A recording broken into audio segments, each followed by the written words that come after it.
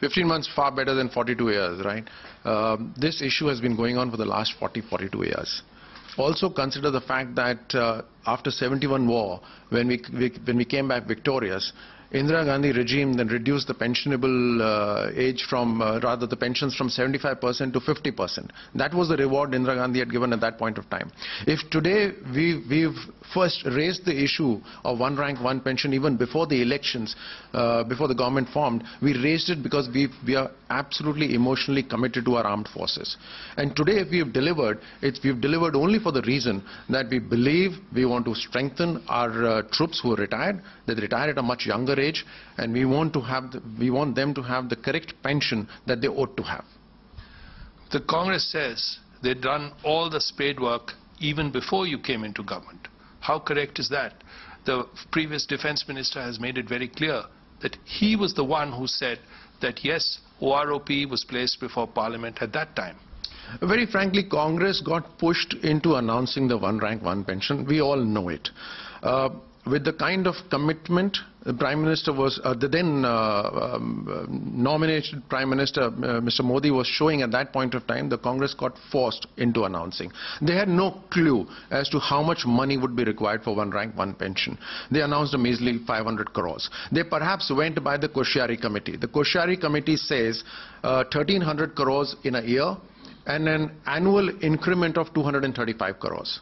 Now, we could have accepted that, but that would have been an eyewash. And the Prime Minister realized that if I have to stand committed to my Jawans, to the officers and the families, then we need to deliver one rank, one pension in letter and spirit. And hence, all these various departments had to be taken on board. Now, when you have in today's economy, and let's be frank, in today's economy, the world economy as well as our own economy, when we have an increase of about 8,000 to 10,000 crores in a year with increments thereafter, people have to sit up and take notice of it. And therefore, we had to bring all the stakeholders on board. And hence, it took a little more than 1 year, as we had promised, and it took 15 months. But we have delivered. So compare 42 years to 15 months now. You are suggesting there were differences within the government about the amount of money that was to be paid to the veterans. No, I'm not suggesting differences. I'm suggesting, what I'm saying is that there are various technicalities, administrative, financial, everything has to be taken into consideration. Once a political decision has been taken, the leadership has decided, thereafter everyone has to work in the direction of delivering it. And that's what happened. All the previous years, it is well known that Babus ran the government and not the politician, not the government.